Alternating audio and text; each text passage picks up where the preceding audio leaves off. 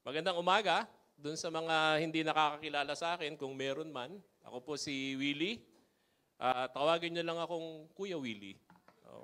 Wag naman tatay. Kasi minsan, alam nyo, may tumawag sa akin ng sabi sa akin ng tricycle driver, Tay. Sabi niya gano'n. Medyo, nung tinignan ko, mas marami pa yung buho ko sa kanya eh. No? So, kuya lang po, one of the volunteers in the rain. And salamat sa Panginoon dahil binigyan niya ako ng chance through our pastor, of course, to share the word. Last week, si pastor ay nag-share regarding the vision ng EN, Every Nation. Gusto ko lang uli i-remind kasi baka meron pang mga hindi masyadong naintindihan yung ano ba yung RAIN dito sa EN. Actually, we have the covering of RAIN together with two other churches. RAIN, inuna yung RAIN, ano? Sige, Victory, Life Church, tapos tayo. Actually, tayo po yung bunso. Di ba? Pero pag tinignan natin, we are entering our third year dito sa Rain Church. But, mapapansin ninyo na okay tayo, di ba? Meron tayong Rain, meron tayong Binangonan Community Outreach, at meron din tayong Rain Bataan. So, ibasahin uli natin yung EN mission statement para lagi nating tandaan. So, sabi dito, we exist to honor God by establishing Christ-centered, Spirit-empowered, socially responsible churches and campus ministries in every nation. Kaya may mga churches sa ibang bansa, may mga church planting. And dito, saan ba si yung magandang lalaki nating campus minister na magiging campus pastor in the future, di ba? Robert, tayo ka Robert para makita ka nila. Yan, di ba? So kung may mga kamag-anak kayo, anak na nag-aaral here o somewhere dito sa paligid ng Mandaluyong, pakilala niya na si Robert. Para lang maging maging guide. Hindi po kasi committed na po si Robert, Di ba, Robert? Hindi nakuha ni Robert, itaas ng kamay. Okay, sige. So, last week, tinisikas ni Pastor yung honor God. Yun yung first So, this week, ang i-discuss po natin is yung second o description kung ano yung mission ng ng Every Nation, which is being Christ-centered. Let me invite each and everyone to stand as we read the word. Our verse today is contained in Revelation chapter 5, verse 4 to 7. And it goes, "And I begin to weep loudly, because no one was found worthy to open the scroll or to look into it. And one of the elders said to me, 'Weep no more. Behold, the Lion of the tribe of Judah, the Root of David, has conquered, so that he can open the scroll and its 7 seals. And between the throne and the 4 living creatures, and among the elders, I saw a lamb standing,'" nasa gitna po, "'as though it had been slain, with 7 horns, with 7 eyes, which are the 7 spirits of God sent out into all the earth. And he went and took the scroll from the right hand of him who was seated on the throne." May God bless us by the reading of His word. Pwede na po tayong umupo. Before we go further, let me just give you a backgrounder. Ito pong revelation is actually binigay ito ni Jesus through kay John in the form of a vision through his angel. Yung first 3 chapter actually, it refers dun sa mga 7 churches. Doon yun. So we will not discuss about that. Sa totoo lang po, itong revelation, sa pagkakaalala ko sa sarili ko, I have already read through this mga 2 times. Pero honestly, the mystery of Revelation, hindi ko pa rin, alam nyo yun, habang binabasa ko, it raises more question than answer. And I think God designed that way para balik-balikan natin. Kasi you can just imagine, pag naintindihan mo sa isang base, hindi tapos na. Di ba? So what happened is that John, siya yung favorite ni Jesus, si John, and I read somewhere, I don't know if this is true, among the disciples of Jesus Christ, si John lang ang hindi namatay in a violent death. Siya sabi, old age. Tama ba yung pastor? Binabasa ako he was the only one who died peacefully, natural causes. Siguro, na-extend yung buhay niya because of this. He was given a vision, not a dream. Vision to. Kasi pag sinabi mong dream, tulog ka eh. Pagka binigyan ka. And alam niyo naman tayo, pag may parang yung wife ko, pag may napanood na horror yan, pag tulog niya, puro yun yung nasa isip niya. Sa totoo lang. Lagi siyang namamalengke. Kaya minsan, nagsasalita yan, tinatanong niya, magkano to? Sasagutin ko naman, 50 pesos po. Sasagot, tulog yan. Mahal naman. Tutuloy ko pa. Sasabihin ko, ilang kilo? Sasabihin niya pa rin. Kasi that's the dream. Ito po sa Tagalog, chinek ko rin, the vision is actually, sa Tagalog, pangitain. That means he is awake, he is aware of everything, and yet, yung nakikita niya is different from what other persons are seeing. Iba yung nakikita niya. Alam niyo, diba, may mga pelikulang ganun, parang pag humakbang siya, iba na kaagad. Ano? I forgot the movie, may movie ako napanood na ganun, bilib ako doon sa effect. Eh. Pero anyway, movie lang yon. This is the truth. So, in chapter 5, dito na pumasok ngayon, yung main topic natin, which is nung nakita ni John na there's the scroll. Alam niyo yung scroll? May picture ba tayo? May picture tayo, di ba? Yan, parang ganyan. Actually, this is not exact. Meron isang scroll lang, tapos meron siyang 7 seals. Yung seals, normally, pag nanood kayo ng mga lumang pelikula, ano yan parang candle na sinusunog, tapos sinaano na para pag natanggal yung scroll, ibig sabihin may gumalaw. Now, itong scroll na to, chinek ko to this is actually the plan of God for humanity. From the beginning hanggang sa huli. Pero mostly, dun sa judgment. Nakasulat lahat yun. And it remains a mystery. Walang nakakaalam niyan at walang ibang pwedeng magbukas kundi kung sino man yung pinili ng Diyos. Alam niyo, sabi dito, pag tinignan natin, umiyak si John. Kasi pagdating niya doon, nandun yung scroll, pero walang magbubukas.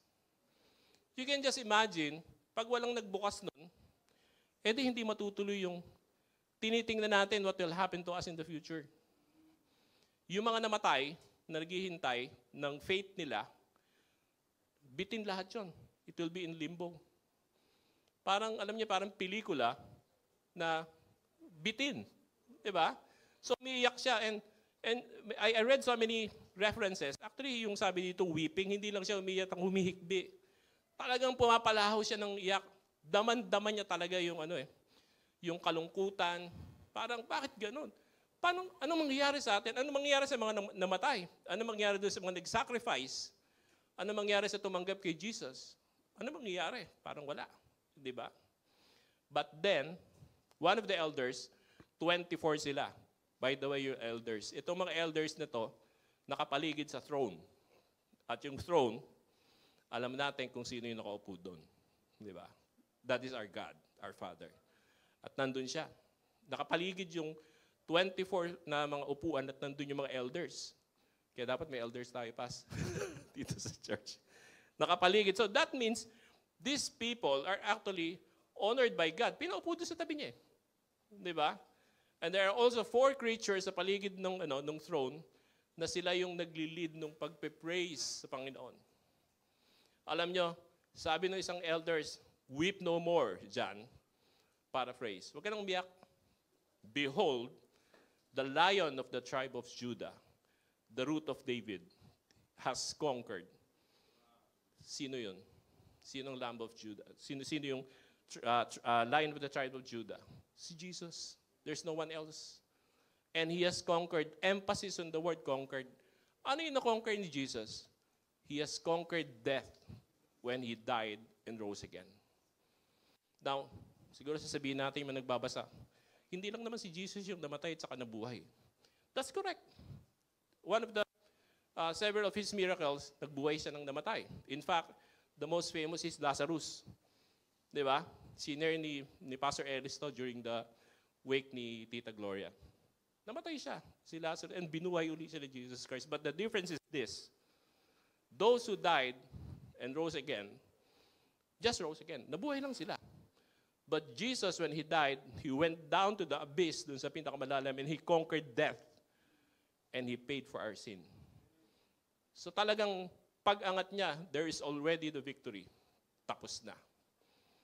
So He is really worthy for that. And in fact, sabi dito, so that He can open the scroll and its 7 seals. Yung 7 seals, actually, yung sinasabing the 7 events that will take place before, 7 seals are 7 events that will happen bago matapos yung nakasulat dun sa 7 scrolls, which is magkakaroon na ng new heaven. New earth and new, sabi nga nila, isa New Jerusalem. May mga nabasa pa akong ganun. But ganito yan eh. Ito na yung hinihintay nating lahat. And makikita din natin na yung 24 na mga elders, nung pinresent si Jesus as the one who will open yung scroll, nagluhuran silang lahat. Ang sabi dito, yes, that's the susunod dyan. Nagluhuran sila at sumamba sila sa Panginoon. Remember that the 24 chosen people, I don't know kung king sila or what, tinignan ko, hindi ko nakita, sumamba talaga sila. And that is a proof na si Jesus, siya talaga ang worthy to open the 7 seals. Ano ba yung scroll? I check it. Ang sabi dito is the divine revelation, God's eternal truth, and the unfolding of His plan for humanity. So yun. Kaya umiyak si John. Paano ma-unfold yung plan ng Panginoon sa humanity kung walang magbubukas? And Jesus was there to open. Now, this is the important 3 points.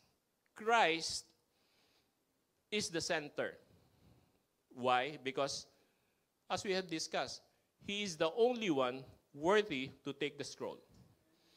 Why is it worthy? Why is He worthy? Tapos na eh. Ginawa niya lahat. He has already conquered.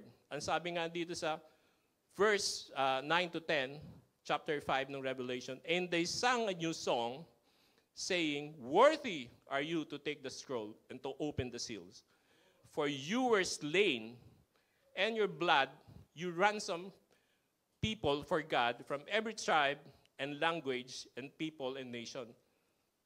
Emphasis, for every tribe and language and people and nation. Sa lahat po to. This is not just for Israel. Hindi lang po sabi na, Israel lang no. And in fact, may bababasa natin na yung Gentiles, which is tayo yon, we are included. And you have made them a kingdom of priests to our God, and they shall reign on the earth. Number 2, Jesus is worthy to receive honor and glory. In chapter 5, verse 12, sabi dito, saying with a loud voice, worthy is the Lamb who was slain to receive power and wealth and wisdom and might and honor and glory and blessing. And the third point here is that Jesus actually is worthy of our worship. Kaya kanina, alam niyo, nag-worship tayo, natatouch talaga ako eh. Of course, siyempre, tama yung kinanta nila para sa ngayon, di ba? But then, even if it is not, kanina nung nasa kotse kami, nagda-drive ako, sabi ko, nandito kaya yun sa sa Spotify? Actually, nandun. And dun ko lang uli, namuni-muni yung kanta talaga na kinanta natin kanina, that Jesus is the center of it all. He is the center of everything. Every knee will bow, and every tongue confess that Jesus is Lord. And sabi sa verse 14, and the 4 living creatures, yun yung 4 na nakapaligid dun sa throne, they said, Amen. And the elders fell down and worshiped. And what does this symbolize?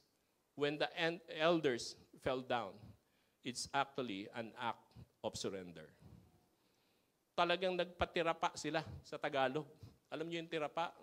Talagang hindi lang lumuhod. Bumagsak, talagang ganun sila. They're making themselves as low as possible to emphasize that Jesus is above them. Yun po yung picture na pinapakita rito. So it is established that Jesus, in fact, is the center of everything. He should be the center of everything. kanina nagtitingin ako ng mga verse. Actually, that's a Revelation din. Alam niyo yung sinasabing, I am the Alpha and Omega. He is the beginning and the end. At makikita po din natin ito sa New Testament. In John, alam niyo si John chapter 1 verse 1 to 3, ang sabi dito, in the beginning was the Word. Capital yung Word. And the Word was with God. And the Word was God. He was with God in the beginning. Through Him all things were made. Without Him nothing was made that has been made. Ibig sabihin po, kahit sa Old Testament, kahit dun sa creation, nandun si Jesus. So He's the Alpha and the Omega, and He is worth whatever accolade, kung ano man yung binigay sa Kanyang honor, He is worth it 100%. So He's the only one talagang kayang magbukas yung 7 seals. Wala nang iba. Now, if this is actually the truth that we are studying today, we have to apply this in our life. Sabi natin ganyan sa Every Nation, sabi is Christ-centered church. Alam nyo, nakikita nyo pag umuulan, bago umulan, maraming langgam. Di ba? Nag-iipon sila ng pagkain eh. Pero makikita nyo sila, talagang kung saan yung direction ng isa, yun ang direction ng iba. Sunurin niya, minsan nga nilalaroan ko, ginaganon ko ng daliri ko yung daanan nila, tapos titigil. Di ba? Maamoy lang yung ng daliri, titigil. Pero somehow, tatawid ulit sila. Tapos sunod-sunod ulit sila. Because they have one thing in mind. They have one mind. Dapat ganun din tayo. If Every Nation says, Christ-centered church, Rain Church should be Christ-centered church. The member should live a life that is Christ-centered. If not, hindi tayo buo. Right? The question is, what does a Christ-centered life mean? Ano po ba sa atin yung Christ-centered? You see, our core, yung gitna natin, yung nasa loob natin, or the center of our lives must always be Jesus and His teachings. Maraming mga libro. Alam niyo kasi, yung temptation of the world, ano talaga eh, success, pleasure, di ba ganun yan? Ako, aminin ko sa inyo, during my mid-30s, binabasa ko yung ano eh, yung, alam niyo yung Sun Tzu, si Sun Tzu, alam niyo yun? That is a Chinese author na meron siyang libro about war, the art of war. Actually, maraming businessmen, binabasa yun. And binabasa ko yun. But it is about war. Kung paano ka mananalo. At pag tinignan mo yung mga principle, talagang walang morality. Sa totoo lang. Because your objective is to win no matter what. Ang isang principle doon, know the weakness of the enemy and know your weakness as well. Parang ganun ba? Take advantage. So it's actually contrary dun sa Bible. Right? And admittedly, nung nakita ko lahat yung tinigilan ko. Meron pa mga libro na ina-apply sa business, yung kay Machiavelli. I don't know if you heard about that. If we do that, we're actually veering away from what should be at the center of our life, which is Jesus. Dapat lahat ng desisyon natin, dapat lahat ng basehan natin is si Jesus. Yun pala. So a Christ-centered life means that Jesus is our motivation for everything we say or do. Dapat siya yung motivation natin. Ang motivation natin, hindi yung magaling na writer. Alam nyo, sumikat siya, kaya gagayahin ko siya. Si Steve Jobs, diba? Kita nyo, namatay din siya. Hindi siya nakayang i-save ng pera niya. At maraming famous people na ina-idolize natin. In Philippians 3:10, ang sabi dito, that I may know Him, Jesus, and the power of His resurrection, and may share His sufferings, becoming like Him in His death. For us to understand Jesus, we have to know and understand also what He did. That I may know Him. Di ba sabi? And the power of His resurrection, yung sinabi natin kanina, hindi siya ang first who rose from the dead, but siya ang unang-unang bumaba and conquered everything. our motivation should not be on our perceived gains. Minsan tayo ganun eh. Aminin ko, ganun ako. Kasi I came from a very poor background nung bata pa ako. So ang lagi nasa isip ko, alam niyo parang pelikula, babangon ako. Di ba? Yun ang nasa isip ko. So I did everything talaga para mag-succeed. The problem is, ang motivation ko to do everything is not what Jesus has taught me. I have been a Christian since 1982. Tagal na, no? But honestly, I have not lived a life with Jesus at the center of my life for the most part of that. Kasi lagi kong iniisip yung sarili ko eh. At anong naging ko? Yes, there's a level of success somewhere. But you know, the emptiness still remained. Nandun pa rin, sa totoo lang. Because I lost sight of what is supposed to be the center of my life. Yun ang ginawa sa atin ng Panginoon. Alam nyo, binigyan tayo kasi ng choice. Nandito si Jesus, nandito yung tukso ng mundo. Saan tayo pupunta? Hindi niya tayo ginawang robot. Di ba? Kaya, if we want to live a life, a Christ-centered life, dapat ang motivation natin si Jesus. To remember His suffering, to remember what He did for us, and to remember the power of His resurrection, as He has already proclaimed victory, it is finished. Wala na tayong gagawin kundi to believe Him and to follow His teachings. Isa pa is goal. Ano ba yung goal natin sa mundo? Balik tayo. Halimbawa, yung anak ko, gumraduate yung anak ko. Praise God. Bigla tuloy umupo yung anak ko. Gumraduate siya kahapon. Alam niyo yung anak ko, she graduated Dean's Lister, President's Lister, at saka, ano pa ba yung isa? Director's Lister. With high honor siya. Sa totoo lang. Nakakatuwa, di ba? Nakakatuwa eh. Pag may nagsasabi sa, uy, congrats, dami nag-ano sa, 100 plus kagad yung nag-comment eh. Sadly, dun sa mga nagbigay ng comment dun sa post ko, wala akong nabasa giving glory to God. Actually, hinihintay kong tumigil yung mga comment eh. Because at the end, I will declare, it is not my daughter.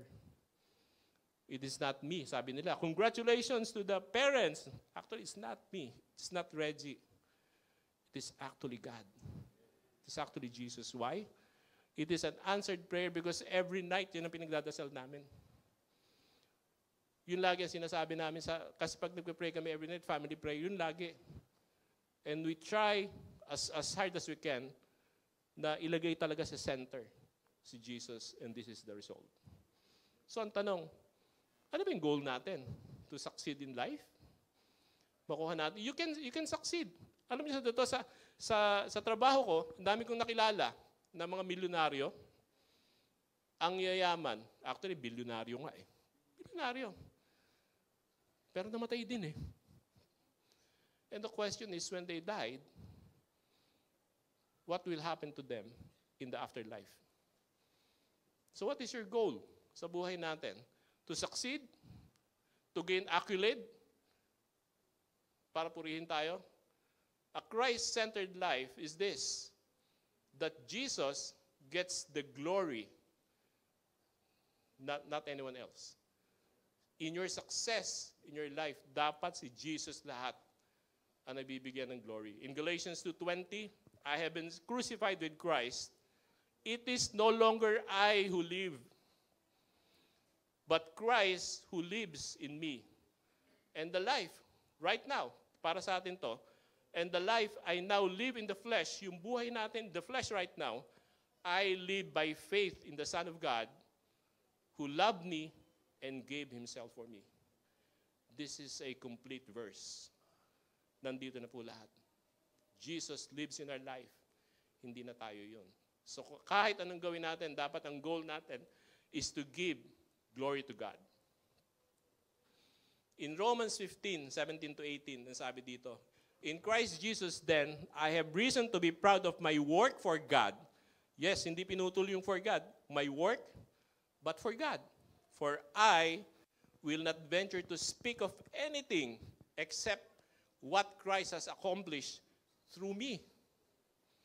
So kung sa business mo, i-dedicate mo siya kay Jesus. Kung sa school, i-dedicate mo rin siya kay Jesus. Kaya hindi ba pag may bagong business, tawagin si Pastor, paki-dedicate. The big question is, ano yung dedicate? Yun ba yung ceremony? Di ba? Dati ganun. Punta kay Antipolo, dala ka ng bagong kotse. Di ba? Natawa si di ba? Lalapit sa iyo yung pare, i-bless natin yung kotse mo. Di ba? Naging ceremony. Di ba? Hindi yun eh. Hindi yun ang dapat eh. If we are to dedicate our business, yung anak mo, you should dedicate it to Jesus. What is the reason that you are putting Jesus at the center? You are surrendering just like the 24 elders na sinurrender talaga nila yung sarili nila, binaba talaga nila. That is the true meaning of dedication.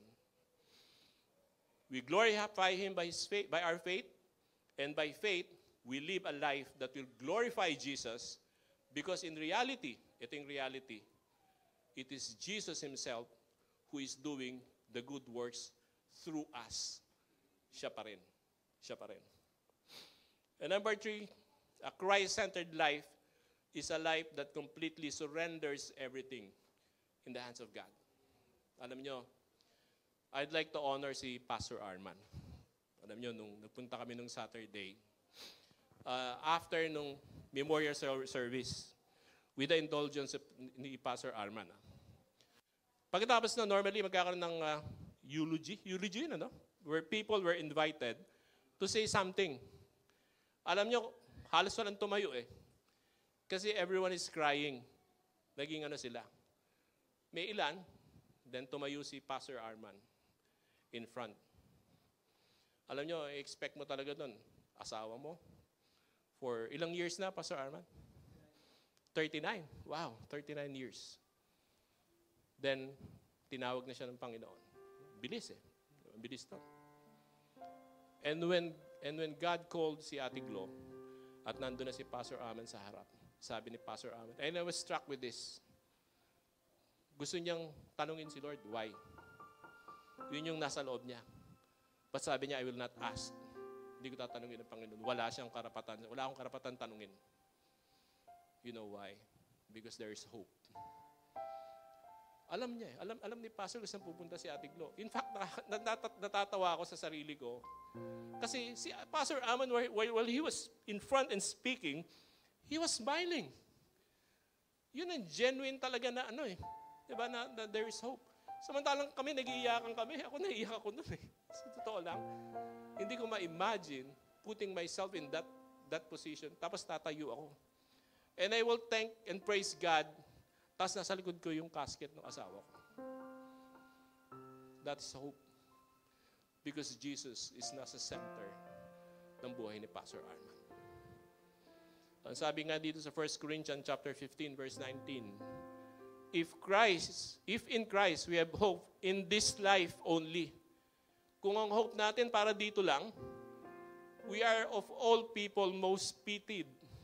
Ibig sabihin sa Tagalog, kung ang pag-asa mo kay Jesus ay dito lang sa mundo, yung buhay mo lang, kawawa ka. Because that is not your journey. Hindi yun ang journey natin. Our journey, this life is only transition. Dumadaan lang tayo. Kaya pag nagpe-pray nga kami sa gabi, sinasabi ko, Lord, this is just a borrowed life. Thank you for allowing us to enjoy this life. But my hope is what happens next. Yun eh. Di ba? So in conclusion, let me invite, thank you Kuya James. Bilis mo talaga. Di ba?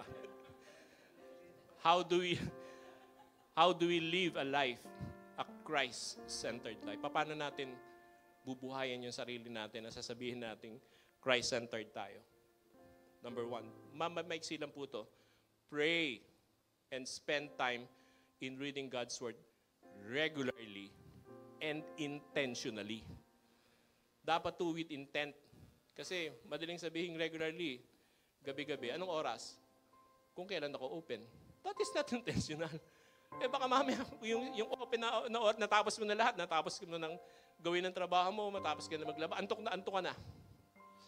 Hindi ka na makapag-pray. That is not intentional, that is accidental. Diba? Binibigay natin yung loose, yung nasa dulo na lang. When we pray, we should pray intentionally. Dapat talaga, yun ang gagawin mo. Hindi pwedeng sinisingit mo lang. Hindi pwedeng, nakalimutan ka mag-pray habang nagdadrive ka, nagpe-pray ka. Tapos nabangga ka. Diba? Tapos nagalit ka pa, Lord, nagpe-pray ako, ba't ako nabangga? Diba? Kasi tinanghali ka ng gising. In Matthew 6, chapter 6, verse 6, ang sabi dito, but when you pray, kapag mananalangin ka, go into your room and shut the door and pray to your Father who is in secret. And your Father who sees in secret will reward you.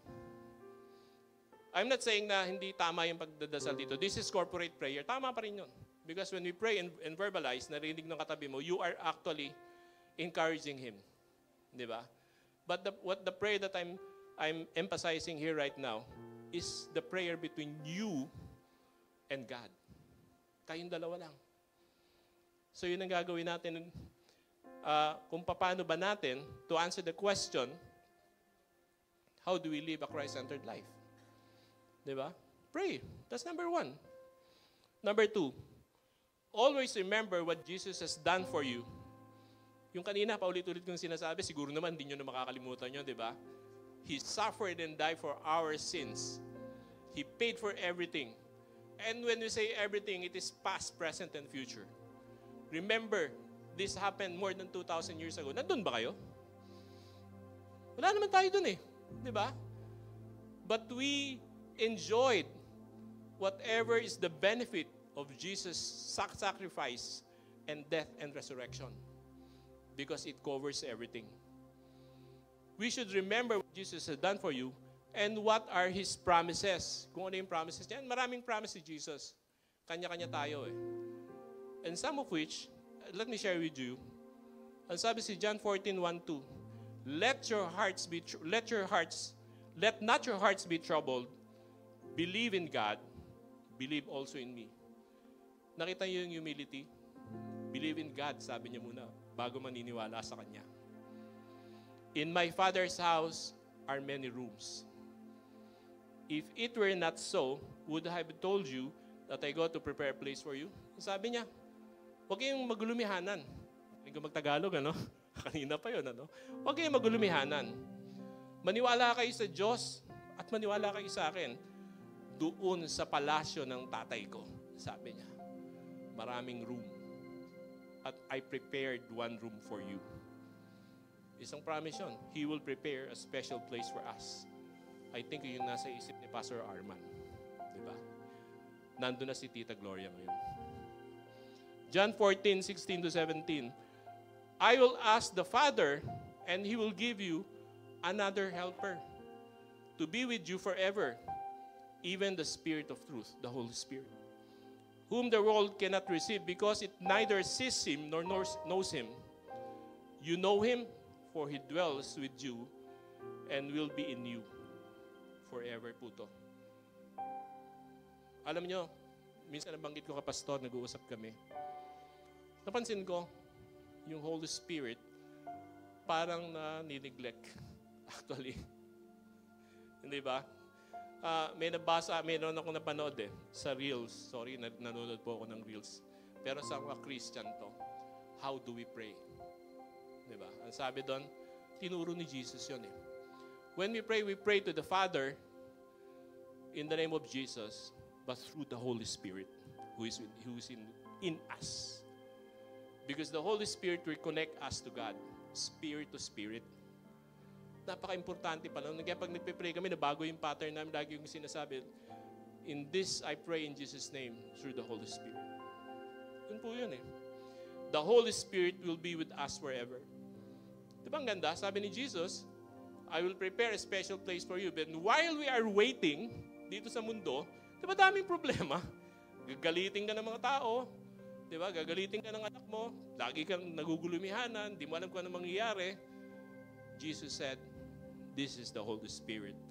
He is the helper and comforter. Siya yung mag-ano sa'yo, kakalabit sa'yo, uy, mali yung ginagawa mo. So while we're waiting, the Holy Spirit is here.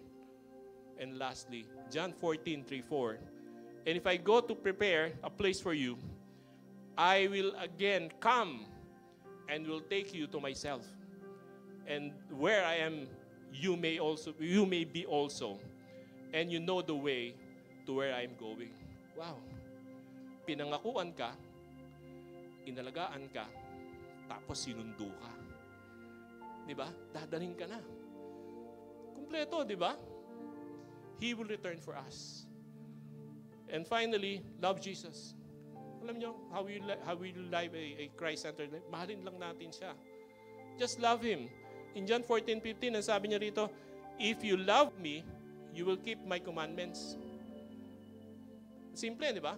Pero hindi po sinabi ditong, if you keep my commandments, then saka mo ako mamahalin. Hindi po. Just love Him, and your obedience will be automatic. Sa totoo lang, kung talagang minamahal mo si Jesus, matatalo ito yung nagiging natural instinct natin na lagi tayo napupunta dun sa mali.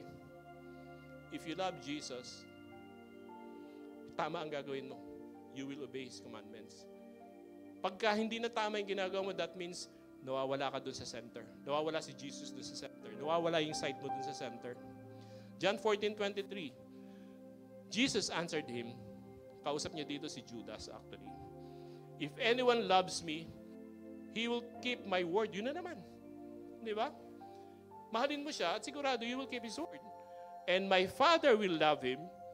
At ito yung maganda. And we will come to him and make our home with him. Uwi na tayo, mga kapatid. And finally, in Revelations chapter 21, verse 3-4, ito yung culmination. If you live a life with Jesus at the center, ito yung culmination. And sabi dito, kay John, this is one of his visions. And I heard a loud voice from the throne. From the throne. Di ba? Behold, the dwelling place of God is with man. He will dwell with them, and they will be His people. And God Himself will be with them as their God. Actually, ikat ko muna. Ano to? Actually, this chapter 21 is after the 7 seals has already been opened. Ano na dito eh? Natalo na si Satan. This is already the end. Kasi hanggang chapter 22 in Revelation, sa 21, dito na pinakita what will happen after. After the judgment, ito sabi. Anong sabi dito? He will wipe away every tear from their eyes, and death shall be no more. Neither shall there be mourning, nor crying, nor pain anymore, for the former things has passed away. Di ba ang ganda? Gusto nating makasama si Lord. Kung gusto nating maranasan to, wala nang iyakan, wala nang pain, wala nang sama ng loob, wala nang depression, wala nang anxiety, wala nang galit. Make Jesus as the center of your life. Let us all stand and pray. Father God, salamat po for reminding us that Jesus was, and should always be the center of our life. Everything should surround yung buhay natin. Sa center siya lagi, Panginoon. Siya lagi ang basihan namin. He has done everything. It is finished. Thank you for reminding us once again, Father God, na wala kaming dapat ibang gawin. Just to focus on Jesus. Thank you, Father God.